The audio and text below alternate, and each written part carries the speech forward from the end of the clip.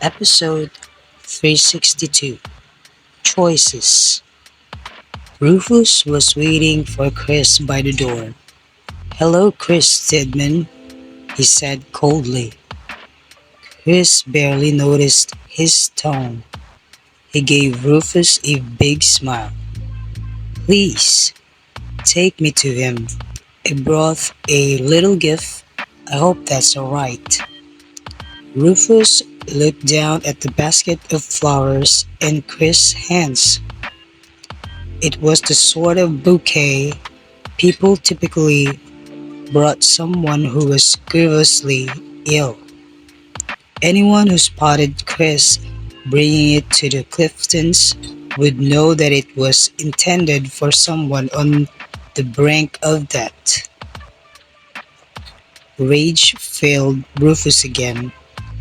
It was just another form of boasting. Chris laughed lightly. "Thank you for your concern," Rufus gritted through his teeth. He turned and led Chris inside their home. As Chris expected, Jessup was not looking well. He began coughing deeply into a towel as Chris entered to the room where he was resting. When he pulled the towel away from his mouth, it was bright red with blood. Chris kept a stoic, patient look on his face as he waited for the coughing fit to subside. But in his heart, he was celebrating wildly at the sight of the old man's poor health. Finally, Jessup shivered and lay back to rest. Chris stepped forward and said in a concerned tone, "Mr. Clifton, what on earth happened? How did these injuries occur?" Jessup shook his head. He pointed to his throat, indicating he couldn't speak loudly, and murmured something too quiet to hear. He looked frighteningly weak. Chris felt his hopes soaring. It seemed obvious to him that the old man was nearly dead. He was happy that he had decided to make this visit so he could witness Jessup's suffering in person. A doctor stepped into the room and began to check Jessup's vitals. He shook his head as she worked, clearly not thrilled with what he was finding. After a few minutes, he turned to Rufus and commented rather ominously that they should start making preparations. "What do you mean?" Rufus snapped at him. "Is that all you have to say?" The doctor was frightened and began to backpedal immediately. "It will take time, I suppose. Much too early to say anything either way. Please forget what I said. Excuse me." He left the room meekly. Chris watched this exchange with a sneer. It was clear that this was the end of the Clifton family's years of power over Baltimore. The sight of Jessup's weakness brought out Chris' cruelest instincts. He began thinking ahead to all the ways of Stidman's would undermine the Cliftons once Jessup was out of the picture. It would be easy to take Baltimore out from under them.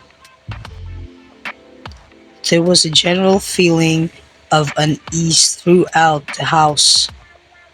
None of the Cliftons wanted to fight with the Stidmans for territory. They felt instinctively that the fight would not go in their favor. Finally, Chris said, "Thank you so much for seeing me, but it's clear you need rest. Mr. Clifton, I'll return to my family and update them on the situation." Chris was more relaxed and happier than he had been in weeks. He could see the bright future of his family clearly in his mind. Off to one side, Rufus had disposed of the flowers Chris had brought with a cold look. Chris reached out and scratched his ear, where a highly advanced little communication device was tucked discreetly out of sight. It allowed Art to listen in on what Chris was doing and hear the conversations in the Clifton house for himself. But now the spying was finished. Chris turned it off.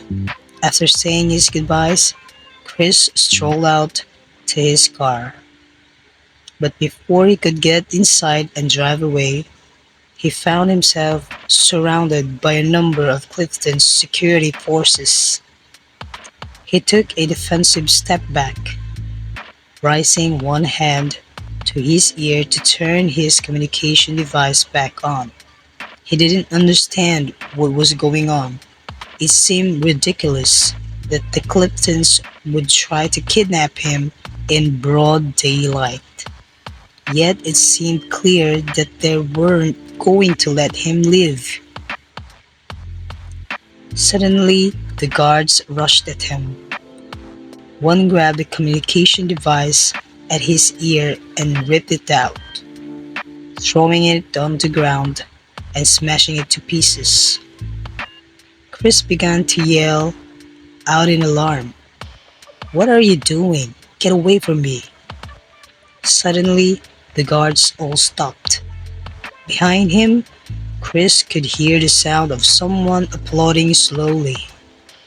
It was Rufus. He walked forward calmly, all traces of grief and humility gone.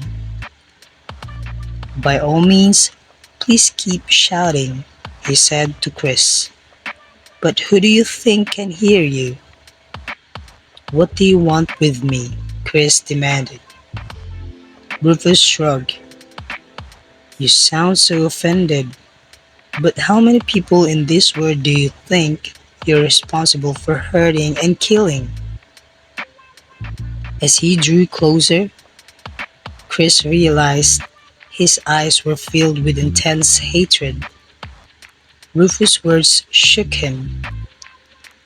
Chris knew that he had caused a great deal of harm. When Rufus glared at him, he felt as if every person he had ever hurt was glaring at him too. Chris had never felt real guilt before, but now he felt fear. "My son was hurt," Rufus continued quietly. He pulled on a pair of gloves and drew a knife from his jacket. It was an old piece from the Black Orchid cult that had been passed down the Clifton family. Even if they were no longer members of the group, they still respected their history with the cult. Rufus threw the knife down on the ground between them. "Of course, we have hurt people too," said Rufus, "but we never harmed innocents. We only ever targeted the wicked. We made those choices consciously. You don't seem to think about anyone other than yourself. But still, I will offer you a choice. You can choose to suffer, or you can end things for yourself quickly. Which will it be?" Chris' heart thudded painfully in his chest. He couldn't believe his past was catching up with him like this. "Listen," he said quickly. "Pain isn't the only thing I can give you. What about information? I could help you. I could make my whole family help you. The Stidmans will be loyal to the Cliftons. Doesn't that sound good?" He felt his knees going weak and knelt to the ground before he fell. We didn't hurt Mr. Clifton. It was the Blood Brothers who attacked him, and they only attacked him because they were trying to get to Alex. I'll tell you everything you could possibly want to know about them. Chris could sense the power of Rufus' fury. He hoped his offer would appease him somewhat. But Rufus stared down at him coldly. He didn't seem interested in any Chris had said. "I told you to choose," he said quietly. "Have you made your choice?"